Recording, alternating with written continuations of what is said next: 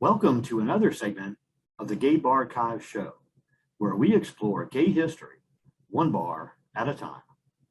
I'm your host, Art Smith, and our guest today is the owner of a unique store in San Francisco called AutoErotica.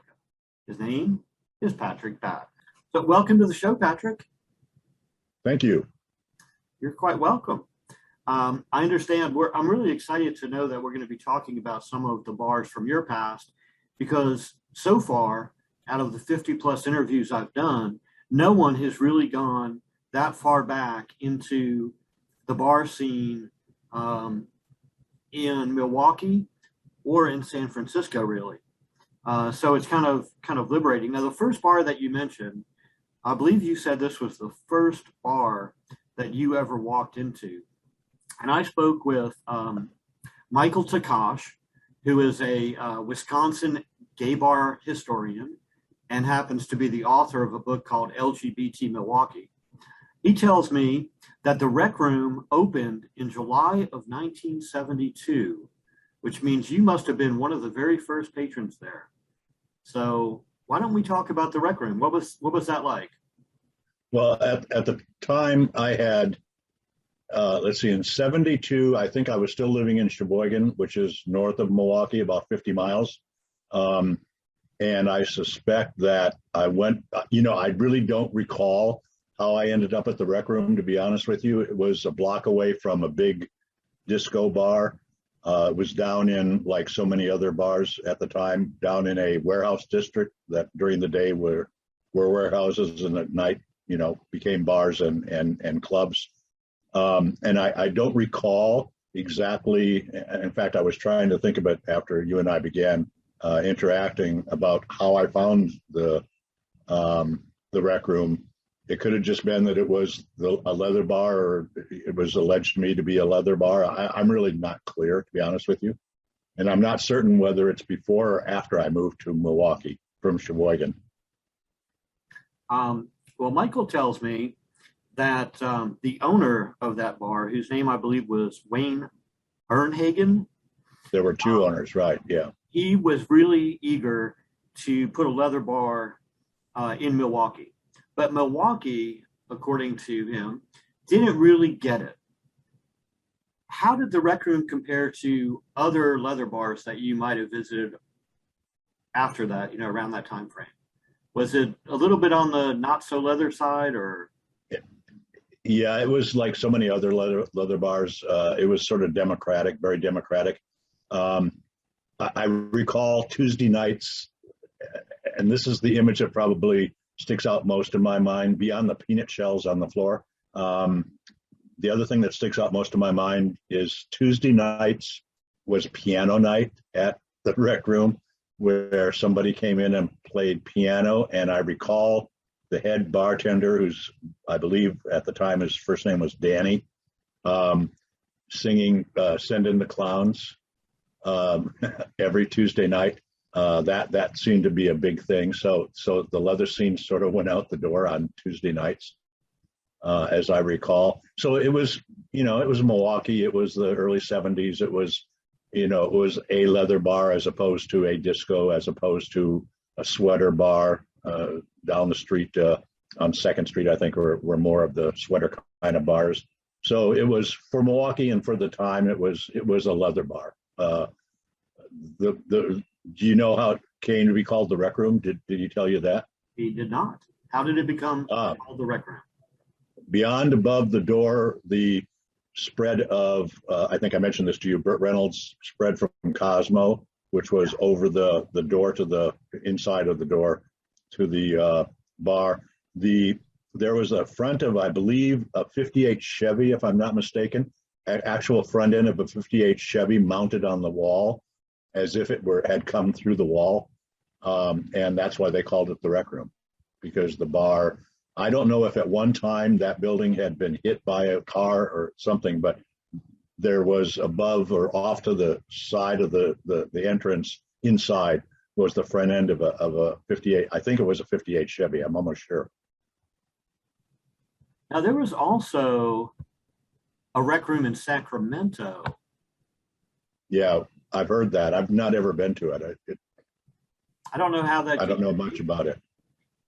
I know it happens occasionally. I've found a number of bars that exist in one city and then somehow show up in another city.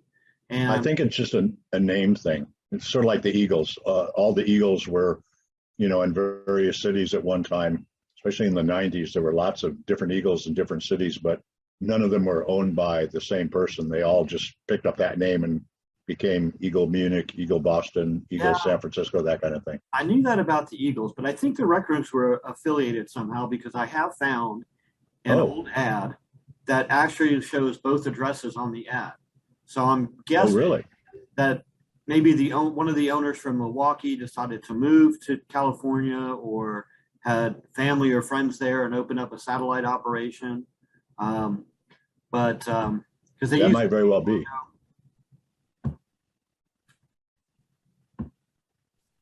so after the Rec Room, apparently your next memorable gay bar experience was in Chicago. And Well, that was at a bar that is quite iconic. Many people are familiar with the Gold Coast in Chicago. So why don't you tell us about your experiences there? at first, when I moved to Milwaukee, just like when I lived in Sheboygan, we would go from Sheboygan to Milwaukee. When I lived in Milwaukee, my boyfriend at the time, he and I would drive down to Chicago in his Porsche, and somehow again I ended up at the Gold Coast, probably because I was gravitating towards the leather lifestyle at the time. And so we would go to the Chicago, go to the bars, and then drive back to Milwaukee late at night. I don't think we often stayed in Chicago. I think we just drove down. It was further than Sheboygan to Milwaukee. But the Gold Coast just seemed like the right kind of fit. And in '77, I got fired from my job in Milwaukee because they found out I was gay. So they fired me. I took it to, we went through the whole court thing. And one of the big supporters of my effort was Chuck Renslow, who owned the Gold Coast. And ultimately, he convinced me to move from Milwaukee to Chicago because obviously I couldn't get a job in Milwaukee. I was all over the news. And he said that if I would move to Chicago, he would hire me as manager of the Gold Coast. And my boyfriend at the time became an employee of Man's Country, Baz. That was part of the package. So in, I believe, late '78, early '79, I moved to, probably late '78, I moved to Chicago and became manager of the Gold Coast. Now, the Gold Coast was more of a leather bar than the Rec Room. It was a leather bar. It was leather bar through and through. Black walls, no posters on the walls, no decoration. There was a jukebox, 2 pinball machines, a pool table, a big oblong bar, and then the pit, which was downstairs. And the Gold Coast, at the time that I began managing it, had been around for 14 years or so, I think. And it was showing its age, basically. And a bar had opened across the street called the Redoubt, which was his drag name was Felicia. He used to work for Renslow. Renslow helped him open up a drag bar, but then he saw that the Gold Coast was hurting a little bit, so he opened up the Redoubt directly across the street on Illinois Street. So when I came in as manager of the Gold Coast, it basically was there. All the pieces were there. It just needed to be kicked back in the ass. But you're right. It had this bigger than life reputation. And over the years, I've heard from people who told me that they would go into the Gold Coast just shaking in their boots, their new boots, because they were sure that somebody was going to grab them and run off with them. it was a leather bar. It was an awesome place. I'm so glad I worked there. I'm so glad I went there as a customer, and it probably was the premier leather bar in the Midwest, certainly. And the downstairs bar was called the Pit, which was, Okay. I guess, even more strict about its leather regime. Thanks to me. What one of the things that I did, among many of the things that I am proud that I did when I managed the Gold Coast, was because the Gold Coast had this big reputation, people would come from Dugan's Bistro, which was a couple of blocks away, disco bar. The sweater crowd would come, or the dance crowd would come, and they'd want to come to the GC, come to the Gold Coast, just to come into the Gold Coast. So on Friday and Saturday nights, what I did was, that's when the Pit was open, on Friday and Saturday nights. So what I did to keep the tourists out of the Pit was I instituted a dress code, and I remember it being hugely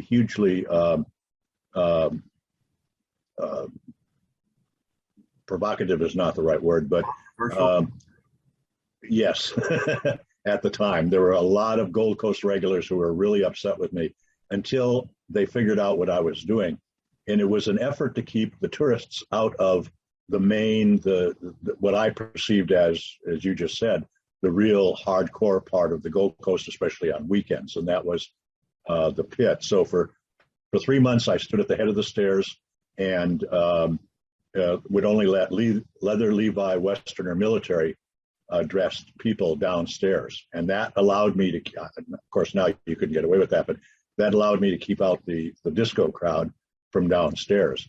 It took me about 3 months, but after getting into arguments with customers going to Renslow, complaining to Renslow about it, I remember the only consideration I had to make per Renslow in the summertime was people in shorts. I had to let, as long as they were Levi shorts, they could come downstairs, being Chicago in the summertime.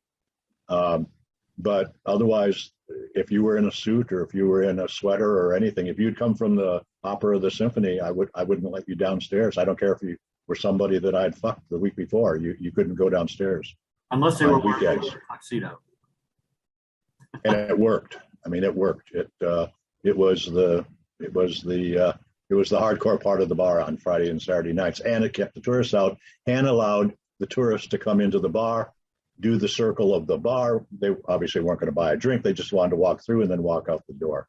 So it kept the circus atmosphere away from the real hardcore part of the bar. Now, were you also responsible for luring the IML events to the Gold Coast? In '79, we began the first one. I was manager of the Gold Coast at the time.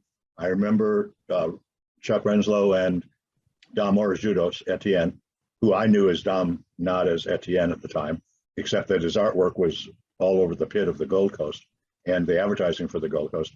But he certainly wasn't Etienne in terms of who Etienne is today.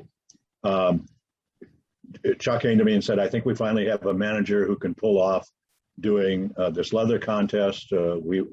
This is what I have in mind. We wanted to start in Chicago, and the winner that year would then travel to whatever city they came from. And the contest, originally Chuck envisioned it moving around the country and the world to wherever the previous year's winner came from. So I remember it opened on my birthday in 1979 on May 18th. I had to put it together from scratch. That had never been done before. I had certainly never done anything like that. The first prize was a used motorcycle, which was perched on top of the pool table in the back of the bar. It had miles on it. The weekend was, I believe, $35 for the entire weekend, and that included dinner with the 7 contestants and the contest. Years later, I remember going and Chuck telling me, who'd have thought that it would become what it became. But yeah, I put that on in 1979. It was quite a. I remember the night it opened on my birthday. I went up to my office, and this whole 2 weeks of crazy kind of pulling it all together and trying to make everything work. And I remember sitting at my desk and bursting into tears, just this complete release of emotion that it was finally all coming together. Yeah, May 18th, 1979. Now, you mentioned Etienne also, and he was responsible for the really detailed kind of muscular leather daddy images with the big bulges in their jeans that represented the Gold Coast in so many of their ads over the years. And I think that partly, played a role in giving it the iconic status it did. I think, between you bringing leather events in there and enforcing the code down in the pit and bringing in this artist to do these incredible drawings that themselves are collectible now. Well, it just, kind of cemented the name of Gold Coast in gay history. well, that's true. But just to be clear, my understanding, if I remember correctly, is that Chuck and Dom at one time had been partners, and Dom did the artwork for Chuck and for Mars Magazine. Actually, his artwork appeared in early issues of Mars Magazine, which is a magazine that Chuck published. None of this was known to me at the time. I mean, this was in the 60s when they did this. And in the 70s, Etienne, like I said, was not known like he was now. I knew him only as Dom, but he preceded me because they had been, as I understand, partners at one time. So they had been together, and the artwork preceded me, and all of the artwork down in the pit was done by Dom. And there were a lot of pieces up in my office. I wish, in retrospect, now I had grabbed a couple before I left. They'd be worth quite a bit of money today. Now, there's one ad in particular that I've stumbled across in my research that is particularly curious to me. And I don't know if it was during your reign at the Gold Coast or if it came later, but there was an ad that was run with a modified image of Shirley Temple saying, "Eat filth, you rotten swine," and holding a leather whip and wearing a leather jacket. Was that during your reign, or did that come later?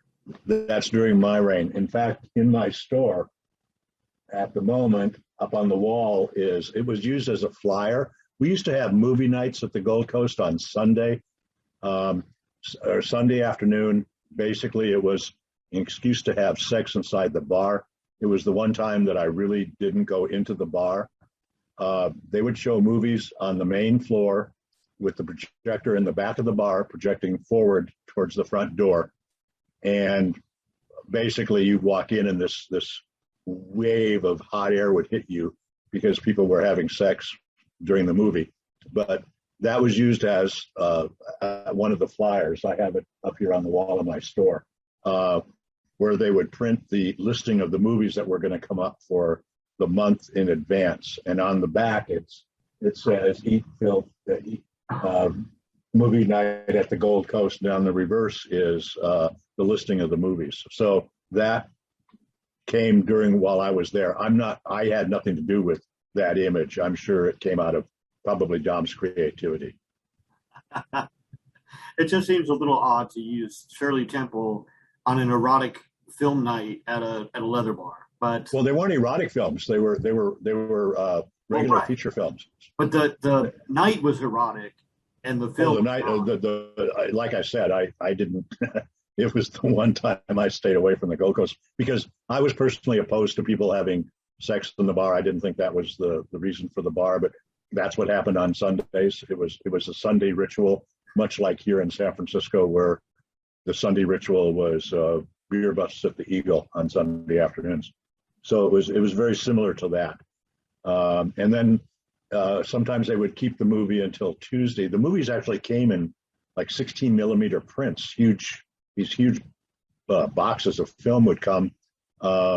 Most of the filming, I believe, or the programming was done by Dom, if I'm not mistaken. The only time I had a say in it was when we did the 15th anniversary of the Gold Coast in '79. We had a week of movies, and Dom wanted the Betty Davis movie, The Anniversary, and I wanted to end the week with the movie out of Canada. called Outrageous.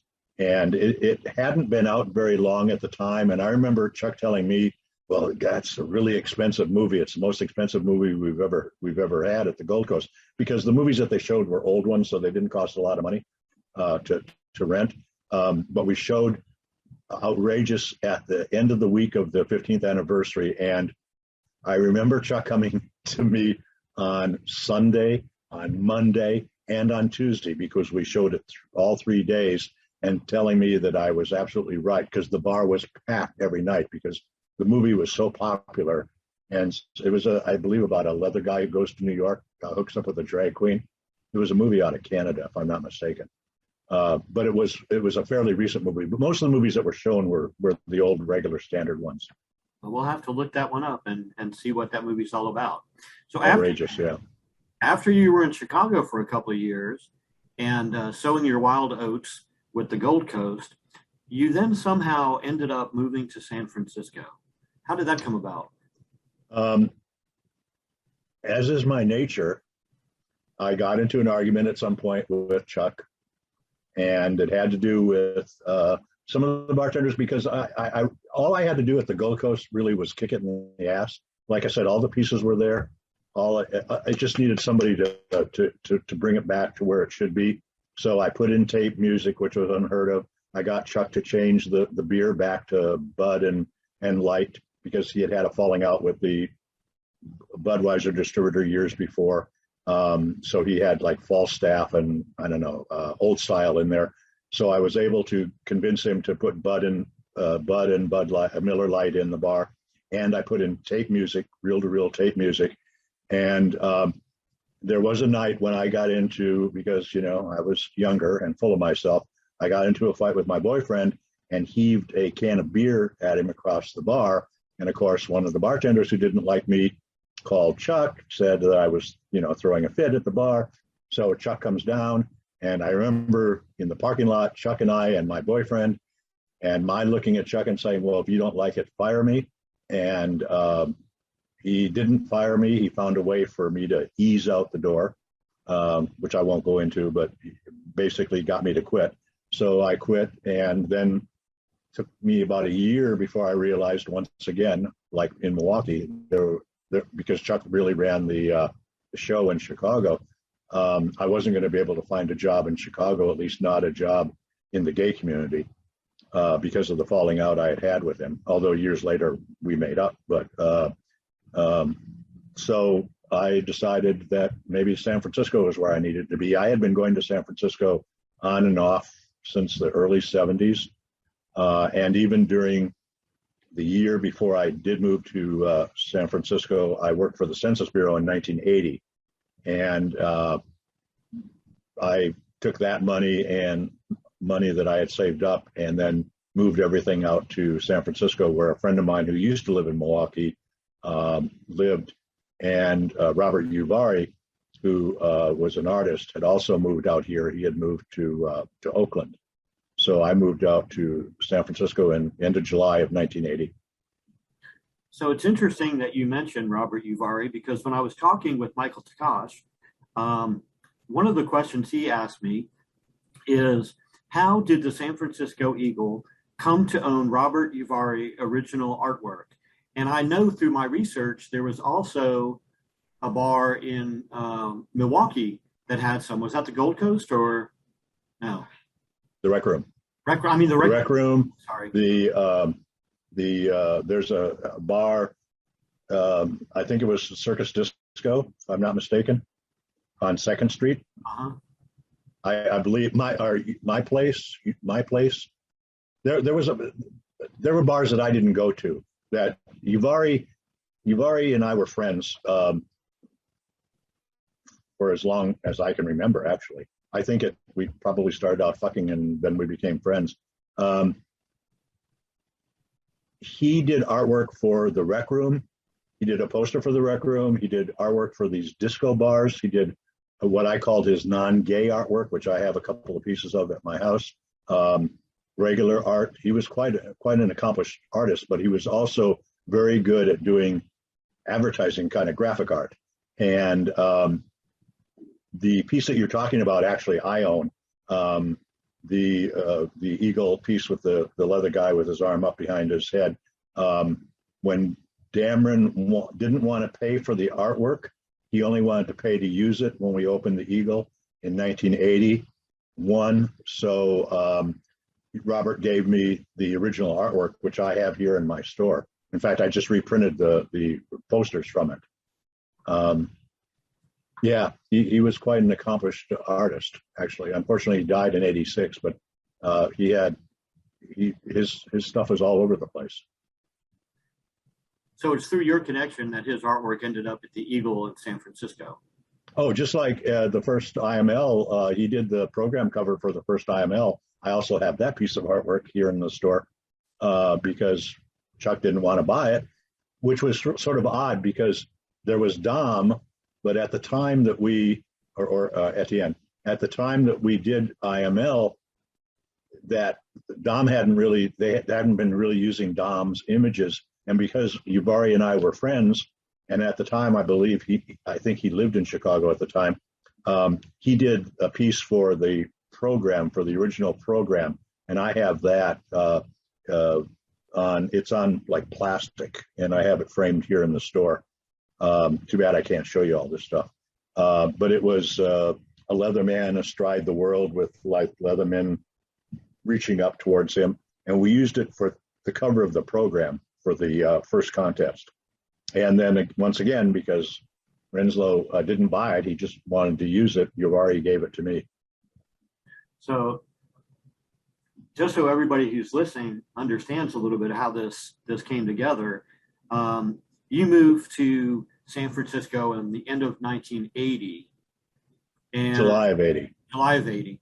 And the next year is when the Eagle opened up in San Francisco. And this is all a kind of a big part of gay history. It was owned by Bob Dameron, who everybody knows for printing a guide to gay bars all around the universe.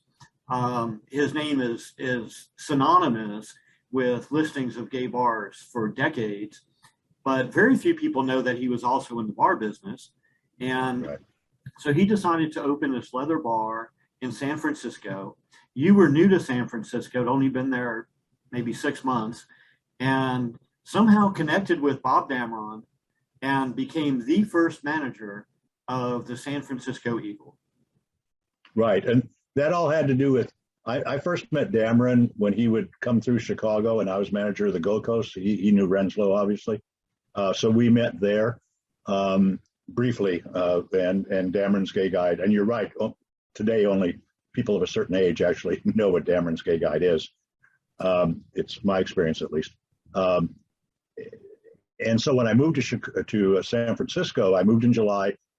The potential opening of the Eagle had preceded my moving to San Francisco. For some reason, they never pulled the trigger on it.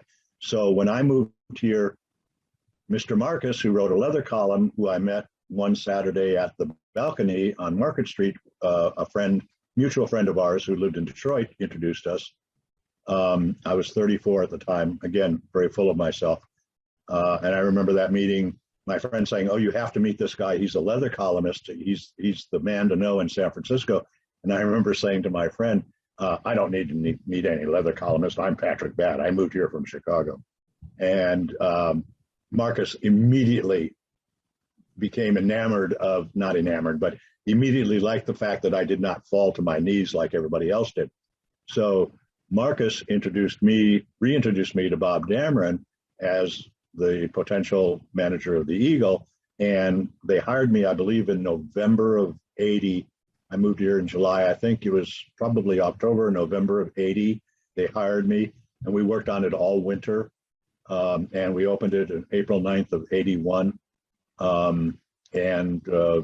Yeah, so it's sort of very incestuous. It all sort of revolved around the Gold Coast and Dameron and Renslow and Mr. Marcus, and it was that kind of a deal.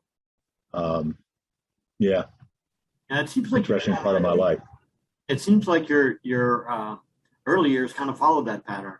That even with artists like Jafari from Milwaukee to Chicago to San Francisco. They're all kind of intertwined. It's like a big tangled web of interactions and connections and so on.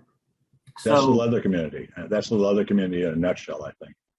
Now, I was told that the Uvari artwork that we discussed with the Leatherman and the Eagle was still hanging over the patio at the Eagle, but it's in your collection. It's in your store. Right. I have I have the original piece of art, which is with press type letters that say the Eagle 12th and Harrison, San Francisco. They only recently, the new owners of the Eagle, from what I understand, I haven't been to the Eagle in years, but actually Bradley is the one who does my Instagram. He's the one that told me that they have a blow up of that image up on, I don't know, some material hanging in the patio of the Eagle. I'm assuming they took it from an old poster or something. They certainly couldn't have taken it from the artwork, since I have it. I haven't gotten into a pissing contest with them about the use of it. I would be offended if they began to use it, and I probably would have to talk to a lawyer about it, because they clearly don't own that image. But yeah, just recently they blew it up and put it up on the patio outside. I haven't even gone down there to take a look at it, but I know it's there because Bradley showed me a picture of it. So at the time that you were opening the Eagle in San Francisco, the Soma district was a more kind of rugged, manly area, Levi leather bars, men's bars, things of that nature. And the Eagle was certainly fit that mold perfectly at that time. At the beginning. But now it seems that Soma is kind of transitioning from a dark, dirty, horny neighborhood to something more gentrified and mainstream than it used to be. How do you feel about that transition? Well, I'm not happy about it, but nothing is as certain as change.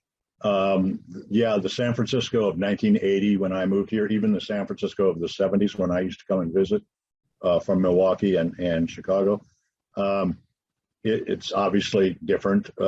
I gravitated towards south of Market. That's the only bars and sex clubs that I went to were south of Market. The Castro was just beginning in the 70s to be formed.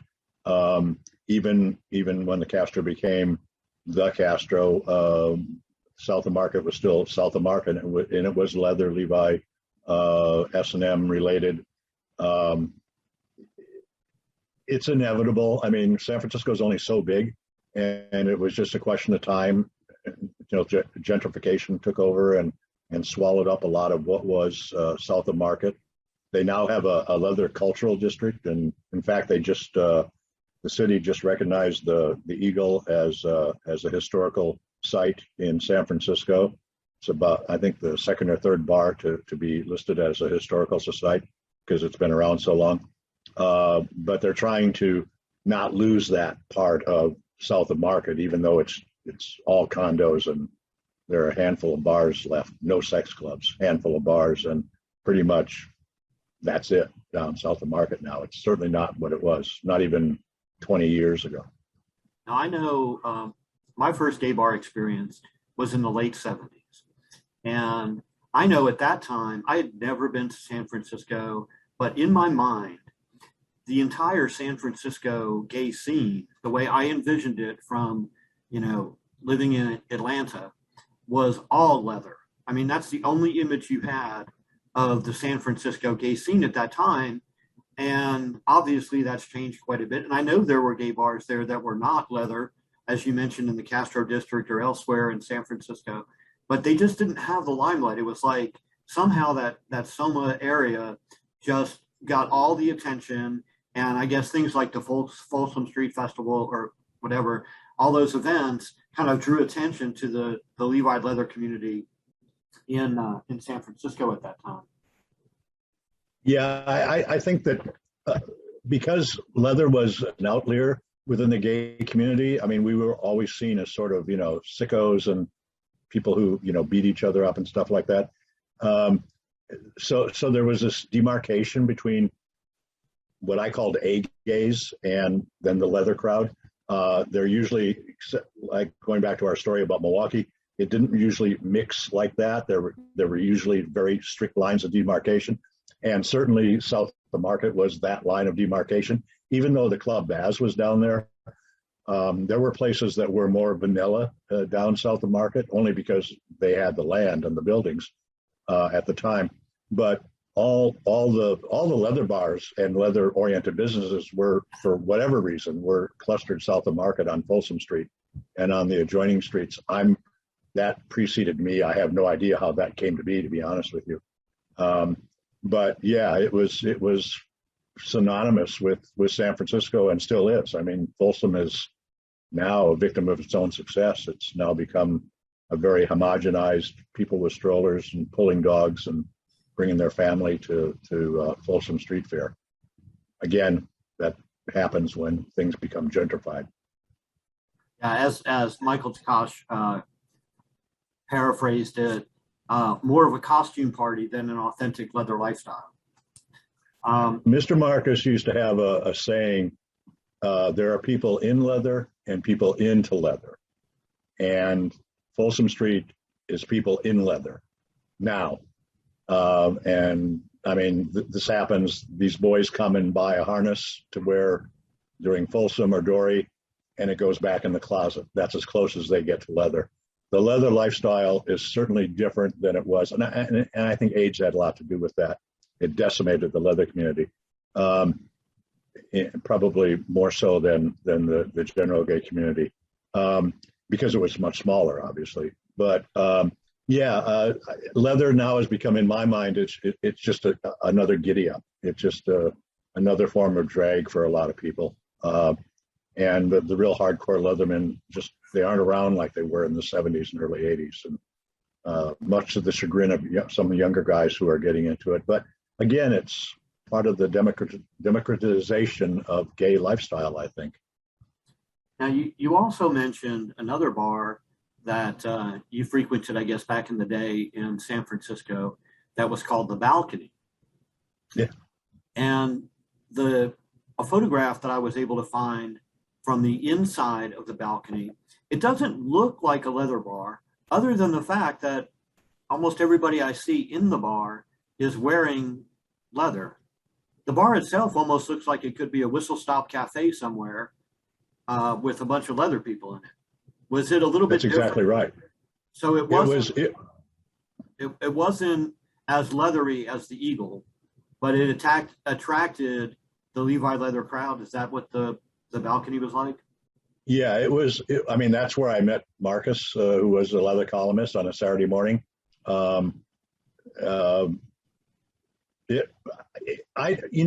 Balcony just had a certain feel about it. It was right on Market Street. Had a balcony. That's why they called it the Balcony, that faced Market Street. So you could stand out there and when you smoked cigarettes in bars here, you could smoke cigarettes and stand out on the balcony overlooking Market Street. It opened at 6 a.m.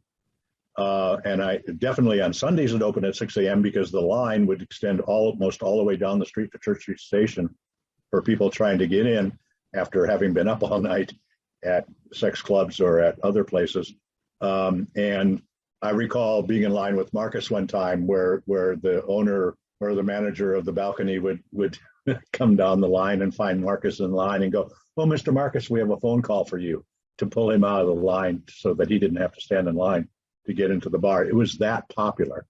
And you're right. Thinking back on it, it was a leathery bar, but it certainly was never described as a leather bar, but it had this incredible kind of je ne sais quoi to it that it's hard to describe. It was frowned upon by some people because it had this leather attraction. Again, there's this whole kind of demarcation between A gays and leather gays. And at some point, the C fell down from the sign, and so it's spelled baloney. And they even did a T-shirt where they dropped the C down from on the T-shirt and made it the Balcony and made it baloney. They called it the baloney. It was just, it was a great bar. It just, one of those super bars. I understand there was a lot of drug use in the basement. I never was involved in that. I was never that in the bar. But in retrospect, I understand that there was drug use downstairs. There was a small storeroom or something downstairs. But yeah, it just was the balcony. It's hard to describe. I loved it. As I'm getting ready for these interviews, very often we'll post something on the Gay Bar Archives Facebook group and ask people for feedback about different bars that I know we're going to talk about. And I posted something the other day about the balcony, and I cannot tell you how many people commented the baloney. Baloney, exactly. For exactly that reason. In fact, I did find a picture from the GLBT Historical Society that shows some people in front on the balcony. And if you look up in the top of the picture where the balcony is, you can clearly see that the C is completely missing. Right. So it's kind of funny that you mentioned that, because that seems to be a very common memory of people who knew the balcony, is to remember the baloney. Baloney, yeah. So another bar that you mentioned in San Francisco that I had a great deal of trouble finding any information about whatsoever until you provided a couple of pictures of images that represented, I think, an ad and a button from the bar, was the Trench. And I'm assuming that was also a Levi Leather type bar. Yeah, military, Levi Leather military. Again, I don't know how I chanced on that bar. It was on 8th Street. It may have been the pool table. It may have been the fact that it reminded me of the Gold Coast. I remember it being all black inside. I was an avid pool player in those days, so I measured bars by the pool tables. In fact, I think when I filled things out for you, that's probably the constant thing that I mentioned was the pool table. It didn't last very long for two reasons. It was sort of it was south of Market, but closer to Market Street than it was to Folsom Street. That was part of the problem. And they had a dark room downstairs in the basement, and it got raided a couple of times. And I think after in fact, the last time I was ever there was a Friday night when my name had just gotten up to the pool table. You had to sign a thing to get onto the pool table. And then the cops came in and raided the place and closed it down because of sex going on in the basement. I never went down there. The dark rooms were not my thing, but like so many south of Market bars, it came and went fairly quickly. It was probably here in 1980 when I moved here, clearly, because I think by maybe 82 or so it was gone. And I'm not sure if that was just because of the raids or what, but it came and went fairly quickly. A lot of the bars south of Market changed names. The addresses stayed the same. They just changed names. Over the years, you'll see a series of names, but the same address. So yeah, it was just one of those kind of bars that I began to frequent for whatever reason. And I suspect it may have been the pool table. It may have been just the ambiance. I really don't recall, to be honest with you. Well, it was not uncommon, not only in San Francisco, but all across the country, to find a street address that has had numerous iterations of gay bars in it. And I think part of that is because, especially when you go back to the 70s or 80s, landlords were kind of jaded. So if the landlord was inclined to rent to a gay bar, it was probably easier for another gay bar to open there than somewhere else. Plus, you also have the familiarity of people going to that address for a gay bar. And if it changed into another gay bar, they had an automatic, clientele that would at least come once or twice. So that was not uncommon at all. Yeah, and that was especially true south of Market, because the commonality was they were all leather Levi bars south of Market, even though they changed the Red Star Saloon, the Barracks. There was a whole litany of bars, Phoebe's, the Brig. They were all where the Powerhouse is now, used to be the Brig. a lot of them just, as you said, they were a bar. So even though they changed names, oftentimes they changed owners and yet kept the same fact that they were a bar, a gay bar. I think your observation is pretty astute about that. Now, I had asked you in our initial conversation if there was one bar in San Francisco that was particularly memorable that you could bring back to be able to revisit or to experience again. What would it be? And you said the Ambush. The Ambush, it does not, it looks like a misfit to me. When I look at the building of the Ambush, it looks like a Victorian townhouse or something. It doesn't look at all like it should even be a bar, let alone any kind of a Levi leather bar. And that opened, I believe, in 1973. So it was open long before you got there. Right. What were your memories of the Ambush? My memories of the Ambush, first of all, it was a beer and wine bar. So no hard liquor, which was pretty amazing for south of Market, for any bar for that matter, to last any amount of time. It had an incredible sound system. They had tape music. You could smoke grass in the bar. They had ubiquitous meat rack around the edge of the bar, pool table in the middle, great pool table. Bathroom where sex went on a lot of times. In fact, they got closed down periodically because of the sex in the bathrooms. Even before I came to San Francisco and after I moved here, they got periodically closed down by the ABC. And it was the bar on and you're right. Back now it's a Victorian apartment building again, 3 floors. On the main floor was the bar. Second floor was the Levi store. Third floor or second floor maybe was a restaurant. I'm not sure. The restaurant was either on the second floor, and then the third floor was a leather Levi shop and an art gallery. They would have art shows. It was a very comfortable. It was my favorite bar. Behind the bar was Chuck Arnett big drawing that now I think is in the Historical Society. At the time, and the Chuck Arnett did the Ambush logo for the bar. Although at the time, again, sort of like Dom and Etienne, Chuck Arnett, I didn't know who Chuck Arnett was, and he certainly didn't have the notoriety that he does now. But he did the mural behind the bar because he did the mural behind the old toolbox, which was torn down in the 70s.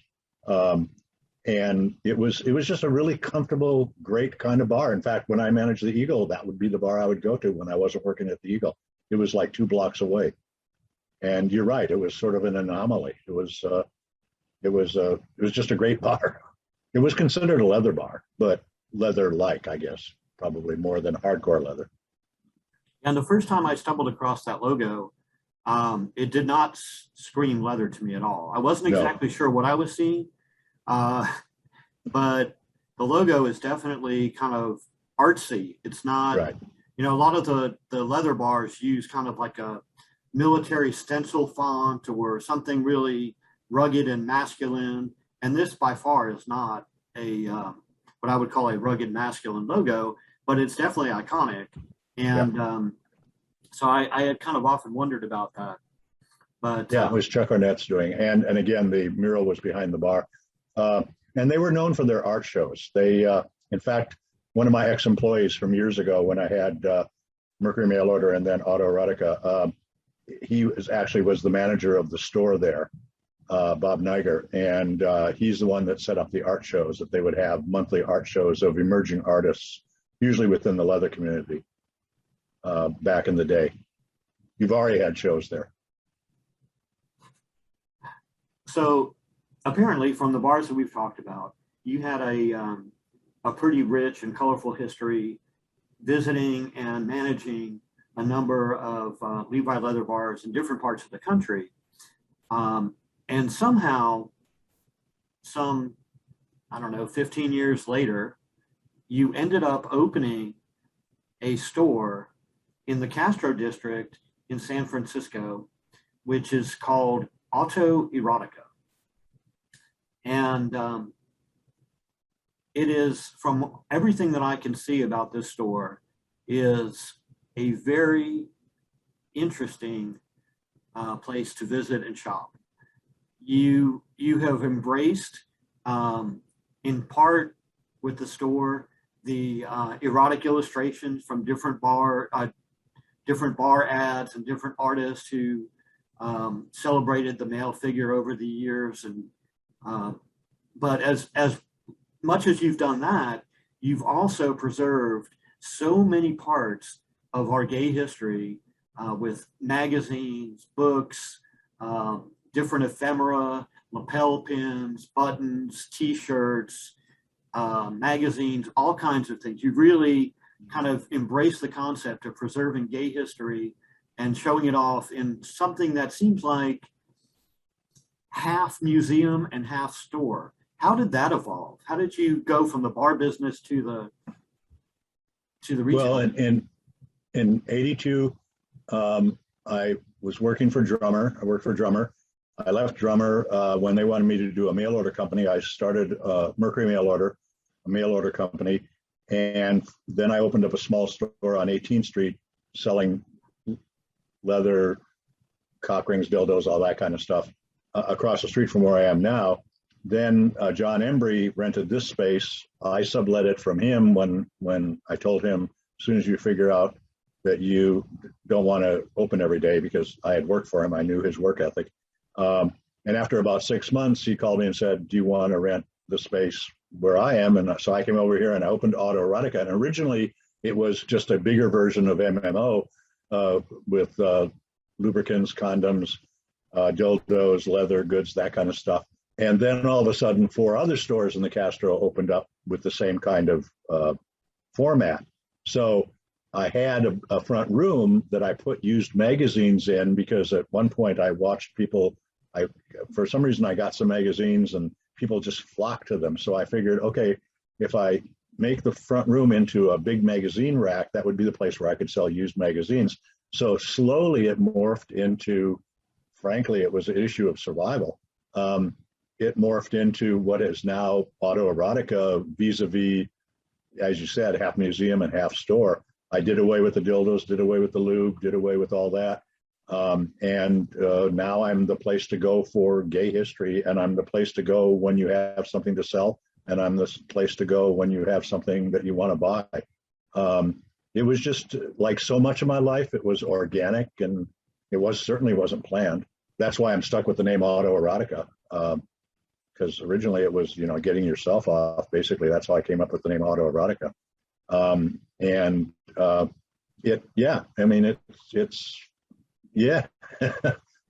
amazes even me, frankly. This year, you're celebrating 25 years in business. Next month it'll be 25 years. That's a pretty amazing accomplishment for a small retail shop. A lot of them don't make it past a few years, and you have kind of become iconic in San Francisco.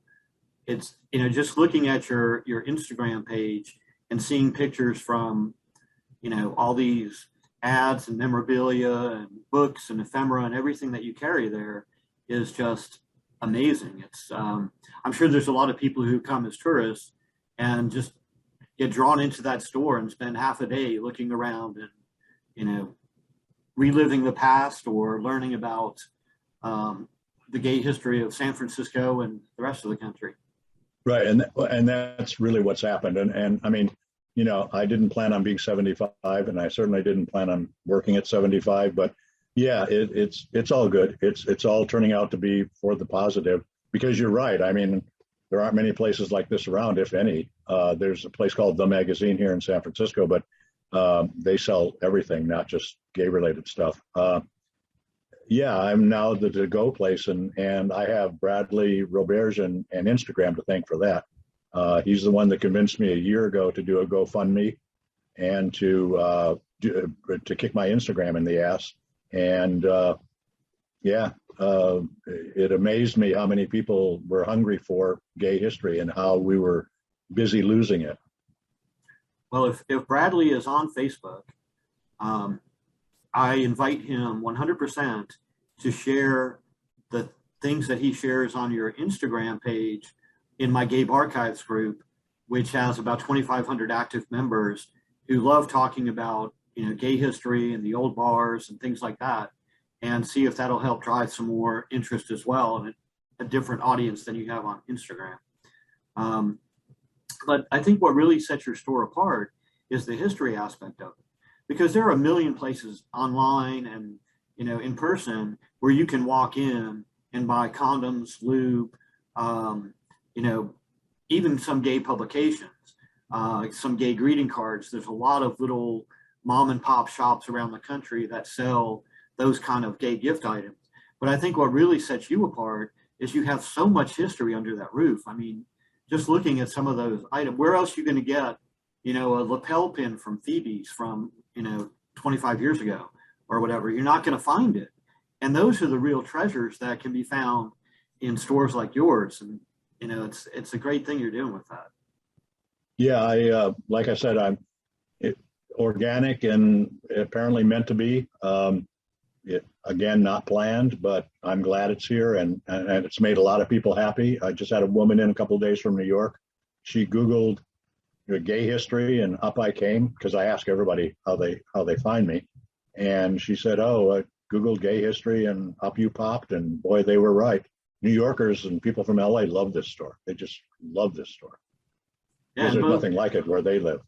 Well, and both New York and LA have a fairly large archives that are recording and preserving gay history.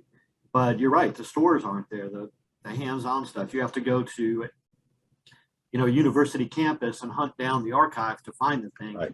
And here you're in the middle of arguably the gayest district in the universe, and people can just walk down the street, stumble in, and find something from 30 or 40 years ago that reminds them of their youth or their coming out, or some crazy raunchy story they heard from their uncle. So it's a lot more hands-on and a lot more accessible to anybody that happens to be in San Francisco. Yeah, even the Gay Historical Society, which has a museum a block up the street, they send tourists down here saying, if you want to see more stuff, go to AutoErotica, which is pretty cool.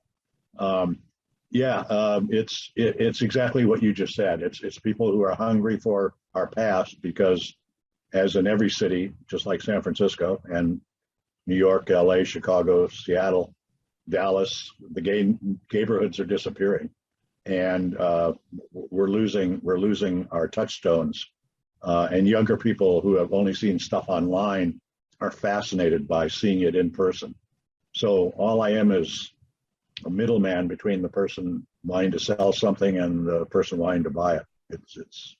It's sort of ironic, as it turns out. I wish I could say I had planned it, but I'm not going to take credit for that. It just happened because I needed to survive. That was the bottom line. And the whole reason that I started this project, particularly this video interview project, is because there are so many people out there who have stories to tell, who else is going to tell a story about the rec room from 1972? How many people are out there that I could possibly track down who could tell people who are, 20, 30 years old now, 40 years old now, that never got a chance to experience it back then? How else are they going to hear these stories? And as you know, back in the 70s and 80s, nobody had video. There was no coming into the bar and interviewing the owner or the manager. Very few videos of any events that went on there. And if there were videos, they were really crappy. I mean, so at least now, by doing this and talking to people from all different walks of life, from all different cities around the country, and remembering what they experienced in these bars 20, 30, 40 years ago, at least that preserves it for another generation of people to kind of understand what the gay scene was like before they were born. And that's such an important part of our community. Right. And I hear that probably every day from somebody in here. I hear their coming out stories. I hear the first magazine. They'll come up to the counter and say, "This is the first magazine I stole when I realized that I liked men." Or this is the magazine that I stuck in between an issue of Time and Newsweek to buy And I would usually say to them, or I usually say to them, that clerk didn't care what you were buying as long as you bought something. But so many people have this memory of this particular item or this particular magazine or this particular movie or this DVD, this VHS. It's amazing how many people come and tell me these stories. One of the ironies of this whole business is that, 1977, I get fired from my job as a personnel director of a nursing home simply because they found out I was gay. No other reason. And, nearly 50 years later, I'm running a store that's selling gay history. It's one of the crazy aspects of the way my life has unfolded. Just bizarre. Well, we're glad it did unfold the way it did.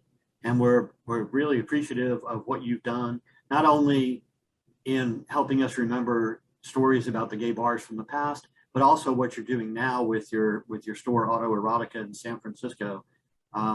You've been doing a great job helping preserve our history, and we really appreciate it.